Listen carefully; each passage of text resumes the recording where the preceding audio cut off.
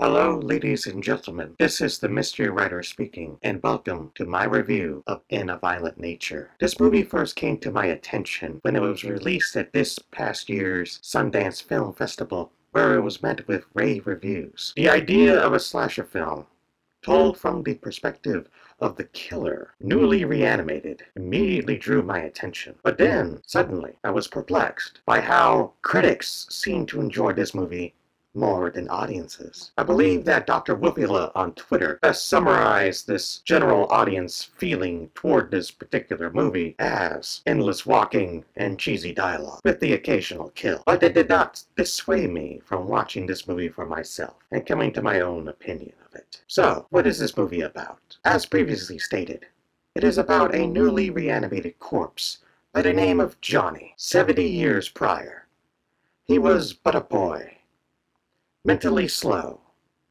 living in a logging camp of his loving father. One day, the loggers decided to take their revenge on little Johnny, a simple boy who enjoyed toy cars, by pulling a cruel prank by scaring him atop a fire tower, where little Johnny fell to his death and broke his neck. After his father found out and tried to take his revenge, all but one of the loggers was found dead, mutilated, and torn to pieces a week later. 70 years later, a group of college students find his grave, where he was buried with a steel pipe for a grave marker. On that steel pipe was his mother's necklace, which one of the college students decides to steal as a gift for their girlfriend. This angers the spirit of Johnny, who reanimates and goes on a violent yet slow trip through the Ontario wilderness to retrieve what was rightfully his. If the story sounds somewhat simple, it's because it is. It's a simple setup, reminiscent of the likes of Friday the 13th or Halloween, with brutal, over-the-top kills to boot and gorgeous cinematography. The lack of music adds to the ambiance and suspense. The movie is reminiscent of Dead by Daylight, and where you take control of the killer, or at least the audience views the movie from the point of view of the killer, or at least about 90% of the time. Except it's in third person, not first person. Regardless, the film was a suspenseful, over-the-top thrill ride throughout.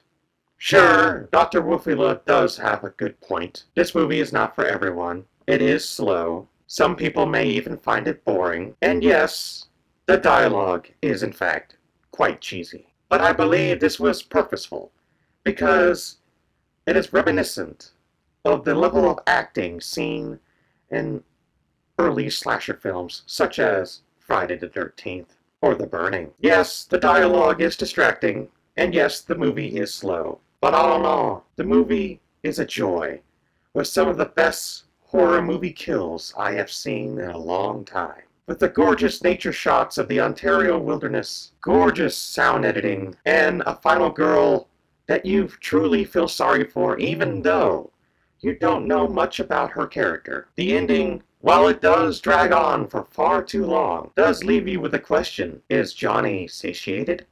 Is his spirit gone down to rest? Or is he still slowly pursuing the final girl, the one that got away, in order to take his revenge? That is a truly haunting thought to end this movie on. Yes, the level of acting is not the greatest. The dialogue is cheesy, and the movie is slow, especially in the last 10 or 15 minutes. For that reason, I give In a Violent Nature a 4.75 out of 5. Almost near perfect. And so far, no movie that has come out in 2024 has made it past this point, and that includes the likes of Dune 2. Well, that is all the time I have today. This has been the Mystery Writer speaking, and until next time, sigh.